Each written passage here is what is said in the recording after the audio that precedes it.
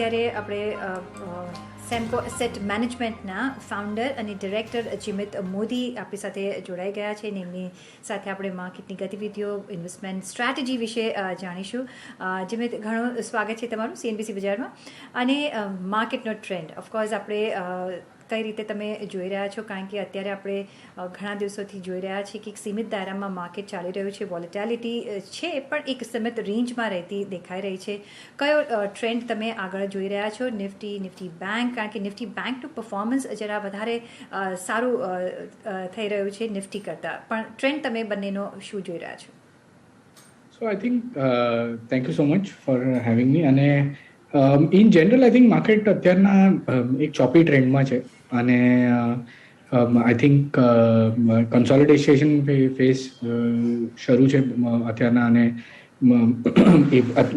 In the interim period bank નિફ્ટીની થોડી outperformance આવી રહી છે, પણ I think it is catching up કે છેલ્લા 6 મહિનામાં જે અંડર પરફોર્મન્સ રહી હતી એની એક કેચઅપ રેલી થઈ દેખાઈ રહી છે બેંક નિફ્ટીમાં. અને ઇન જનરલ અત્યારના મારો વ્યૂ છે કે it's going to be consolidation phase, પણ લાંબા ગાળામાં તેજી રહેશે. I think we are in a secular bull market અને થોડા મીડિયમ ટર્મ ફાસ્ટ અને સ્વિફ્ટ કરેક્શન્સ આવશે, પણ in general I think the trend is going to be up.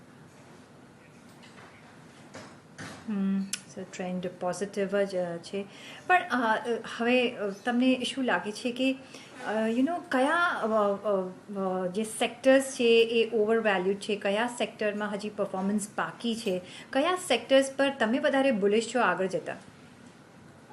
તો આઈ થિંક ઇન જનરલ જે સેક્યુલર ટ્રેન્ડ્સ જે સેક્ટર્સમાં play કરી રહ્યા છે અમે એ છે technology, some global pharmaceutical names, retail lending જે બેંક્સ છે, retail lending NBFCs છે, ઇન જનરલ કન્ઝમ્પશન નેમ્સ બી છે, બીકોઝ આઈ થિંક આપણે એક હાઈ ઇન્ફ્લેશન એરામાં છે, તો જે કન્ઝમ્પશન નેમ્સ છે જેની પાસે પ્રાઇસિંગ પાવર છે ટિપિકલી ઈ સેગમેન્ટ્સ અને ઈ sectors will do better than the rest of the sectors. So I think broadly અમે આ બધા સેક્ટર્સમાં પોઝિટિવ છે from a medium to long term point of view. અને સપોઝ જેને કોઈને પોર્ટફોલિયો બિલ્ડઅપ કરવો હોય તો તમે શું એડવાઇસ આપી રહ્યો છો તમારા ક્લાયન્ટ્સને? કઈ રીતનો પોર્ટફોલિયો હવેથી હેન્સ ફોરવર્ડ રાખવો જોઈએ? કારણ કે બધા જ કહી રહ્યા છે કે હવે નેક્સ્ટ 10 years જે હશે એ ભારત માટે એક સુવર્ણકાળ હશે અને આપણે ઇકોનોમિક ગ્રોથ એક સારા લેવલ પર આગળ જતાં જોઈશું. અને જેમ આપણે જોઈએ છીએ પ્રધાનમંત્રી મોદીની પણ એ જ ઈચ્છા છે કે $5 trillion ઇકોનોમી બનાવી. એ જોતાં તમે કયા એવા સેક્ટર પર હવે ભાર આપી રહ્યા છો? કેવી રીતે ઇન્વેસ્ટમેન્ટ પ્લાન કરી રહ્યા છો? સો એઝ આઈ સેડ, મેં જે તમને બધા સેક્ટર નામ આપ્યા, ડિજિટલ છે, થીમ્સ છે, અને સમ ફાર્માસ્યુટિકલ ગ્લોબલ નેમ્સ છે, કન્ઝમ્પશન નેમ્સ છે, રિટેલ લેન્ડિંગ નેમ્સ છે. અને from our client point of view, our recommendation usually is that જેને બહુ ટ્રેડિંગ ન કરવી હોય કે જે ડાયરેક્ટ ઇન્વેસ્ટમેન્ટ ન કરવા માંગતું હોય, એના માટે typically giving money to an asset manager is much better. તો કાં તો કોઈ બ્રોડ બેઝડ index fund લઈ શકે, or we typically recommend investors to look at now one of our own flexi cap funds that we have launched. So I think it generally trend from a sectoral point of view is broad based.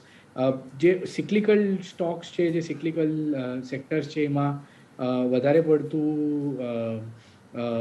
In fact premium અત્યારના આવી ગયું છે as compared to the relative historical valuations. અને જો inflation આવશે અને interest rates વધશે જેમ દેખાઈ રહ્યું છે, અને એમાં કોઈ સરપ્રાઇઝ એલિમેન્ટ બી આવી શકે છે નેક્સ્ટ 3 to 6 monthsમાં, તો typically the cyclical sectors like metals and automobiles should probably do worse off.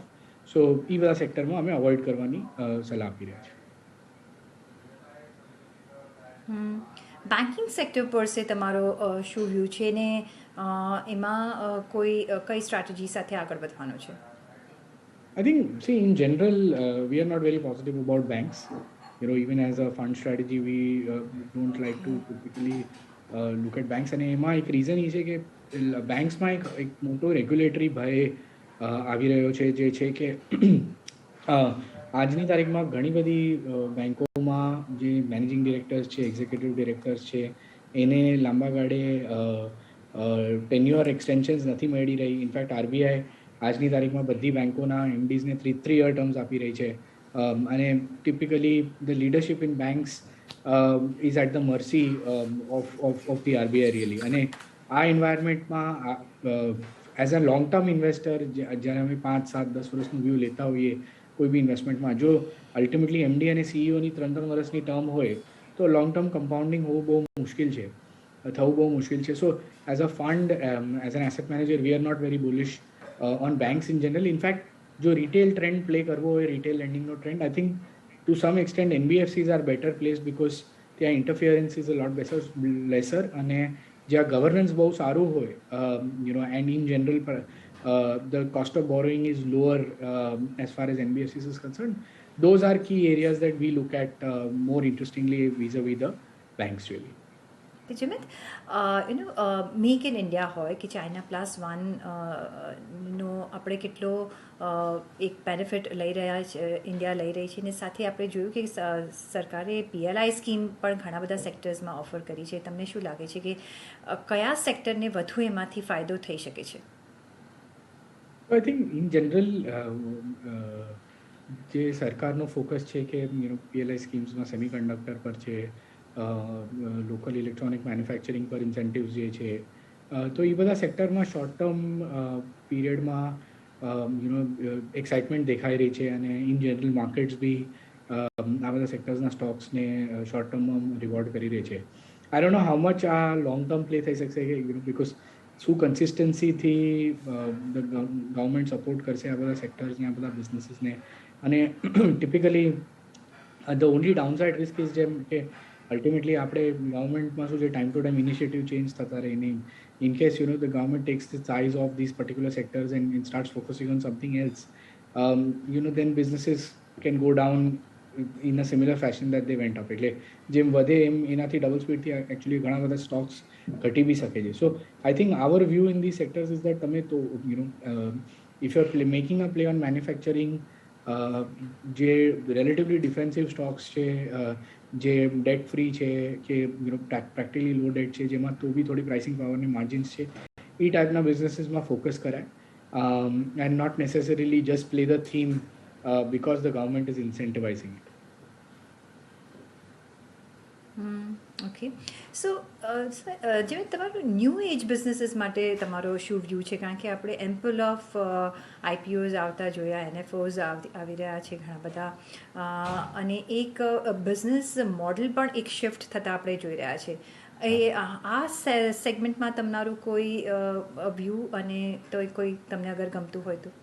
Yeah, so actually new age businesses are very exciting. I think investors અને મીડિયા બહુ અર્લી રાઇટ ઓફ કરી નાખે છે new એજ બિઝનેસીસને, એમ વિચારીને કે આ બધી કંપનીઓ લોસ મેકિંગ છે એકચ્યુઅલી. પણ આઈ થિંક અમે એટ સેન્કો અમારી પાસે એક બહુ અલગ તરીકો છે જોવાનું કે how to evaluate these new age businesses. So practically આ ન્યૂ એજ બિઝનેસીસ જે છે એ 3 એક્સપેન્સીસ જે છે, જે એક R&D એક્સપેન્ડિચર કરે, એ લોકો એડવર્ટાઇઝિંગ ને બ્રાન્ડ બિલ્ડિંગનો એક્સપેન્ડિચર કરે, અને ટેકનોલોજીનો એક્સપેન્ડિચર કરે. એકચ્યુઅલી આ બધી કંપનીઓ ઇન્ટેન્જિબલ એસેટ્સ બિલ્ડ કરી રહી છે, પણ આમ PNLમાં આ ત્રણેય ખર્ચા ડેબિટ થઈ જાય એટલે ઓપ્ટિકલી એમ દેખાય કે these are loss making companies, but actually from a gross margin contribution point of view these businesses can do very very well, અને આ businesses actually સારી ઓપરેટિંગ માર્જિન ને ગ્રોસ માર્જિન કમાય છે. So at Senco we derived a metric that we call adjusted return on capital employed, જેના basis પર અમે આ બધી કંપનીઓ ઇવેલ્યુએટ કરીએ અને આ બધા ખર્ચાને એડ બેક કરીને ટ્રાય કરીએ ઇવેલ્યુએટ કરવાનું કે are these companies really making money or not. And I think from an Indian point of view ઘણી બધી ન્યૂ એજ બિઝનેસીસ જે છે, જે લિસ્ટ થઈ છે, the business is good, the business model is good, અને ફ્યુચરિસ્ટિક છે, long term છે. આઈ થિંક પ્રાઇસ અને વેલ્યુએશન પર કન્સર્ન્સ હજુ બી છે કે આ કોઈ બી જે ન્યૂ એજ બિઝનેસીસ છે, આ typically these are not available cheap, અને ઘણા મોંઘા છે to that extent. So our sense is that we should keep an eye out for these businesses. આને ક્લોઝલી ટ્રેક કરતા રહેવું જોઈએ, વોચ કરતા રહેવું જોઈએ. ઇન કેસ માર્કેટ્સમાં જો કરેક્શન આવે તો our sense is that the new age businesses that have recently got listed, જે ઇન્ટરનેટ બિઝનેસીસ છે, ઈ કોમર્સ બિઝનેસીસ છે, typically they will fall a lot more than the market, and at that point of time they may actually give an opportunity. But at the current juncture the business is good but the price is not good. So I think e ek evaluate karwanu, that's a difference in manner in which we look at these businesses. Absolutely, કારણ કે આપણે વેલ્યુએશનમાં point of view always એક questionable રહ્યું છે, ને જેમ તમે કહ્યું કે બિઝનેસ ઇઝ ગુડ પણ price is not that great.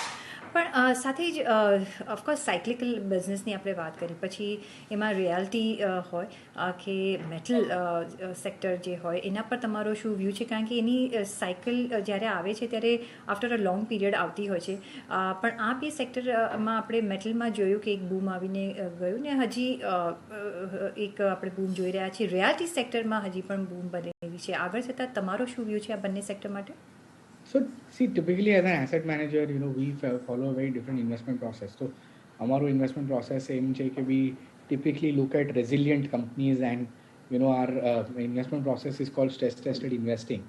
And if you look at both these sectors, whether it is metals or real estate, and amari je puri philosophy che ke we want companies to have be able to earn sustainably high returns. Now both real estate ma ane metals ma, metals as you rightly said બહુ super hyper cyclical છે, અને ઘણીવાર અને આ બે સેક્ટરમાં અમારા understanding પ્રમાણે these are sectors that are subject to the rule of 50-80. એટલે એનો મતલબ એ કે there is a 50% ચાન્સ જ્યારે બી બજાર ઘટશે આ બધી કંપનીઓના અને આ સેક્ટર્સના શેર્સ 70-80% પડશે, or there is an 80% chance that 50% તો પડશે. So typically